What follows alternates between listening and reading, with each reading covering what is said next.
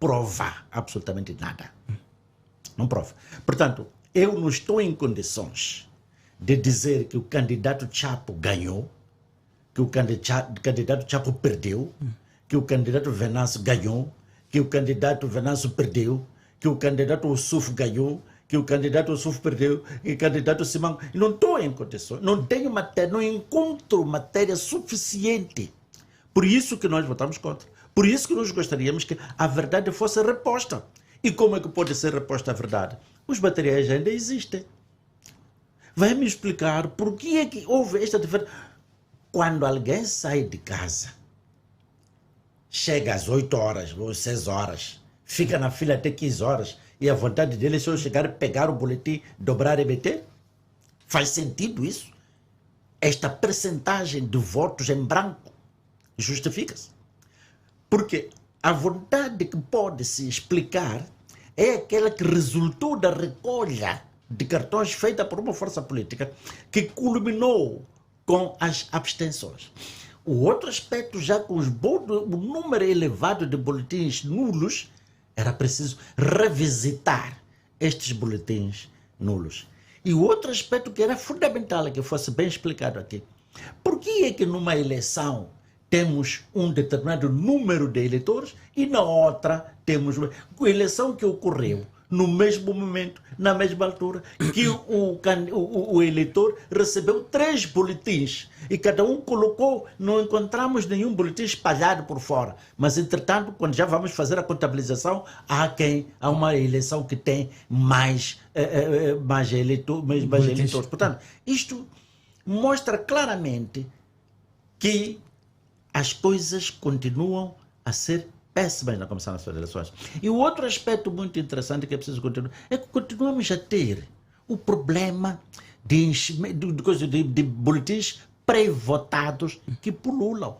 E nos perguntamos, nós tentamos blindar o processo eleitoral da produção dos boletins. Os boletins, quando são produzidos lá na fábrica, nós enviamos uma equipe composta por 5 elementos da Comissão Nacional de Eleições. 2 provenientes da Frelimo, 2 provenientes da RENAM e 1 proveniente do MDB. Ficam todo o tempo da produção, o que significa cerca de 45 dias estão lá na África do Sul. Todos os dias estão a ir verificar a produção, como é que está a ser feita. E depois de feita a produção, assistem ao empacotamento. Até ao momento que são carregados nos caminhões. Carregados nos caminhões, quando já são selados, porque todos os caminhões que levam já a carga suficiente, levam um selo. E os colegas que estão tiram a foto, mandam para nós. Sim. Então, nós todos controlamos. E os caminhões vêm vindo, chegam, são colocados nas comissões provinciais de eleições. Quando são colocados nas comissões provinciais de eleições, dali, o passo seguinte é serem enviados para os distritos. E dos distritos deve sair já para as assembleias de voto.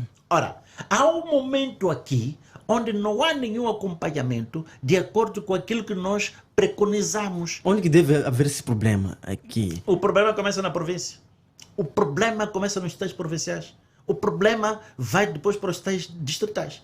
Esses aí são os sítios, os locais onde vai se buscar. Aliás, nós tivemos casos gritantes que foram sendo relatados que o armazém X foi arrombado, o armazém X foi violado. Então, e o material desse sítio está onde? Desapareceu. Está com quem? E depois estamos a encontrar boletins a pulularem pré-votados. Quem fez isso? Thomas Zanga, o que é certo aqui, quem gera os armazéns são pessoas identificáveis.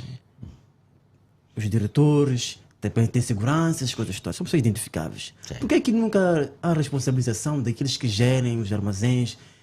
Porque há cenários de, por exemplo, de pessoas foram encontradas com boletins de voto antes do início do processo de votação. E aqueles cadernos têm referências. Não é fácil encontrar essas pessoas, os responsáveis dos armazéns, colocá-los a responderem em juízo? São tantos atropelos que são deixados impunes. Por isso que eu lhe disse que este processo está a ser gerido fora da Comissão Nacional de Eleições, dos órgãos eleitorais. Porque nós encontramos, eu falei, dei exemplo das orientações que nós demos ao diretor-geral do Estado que não cumpriu.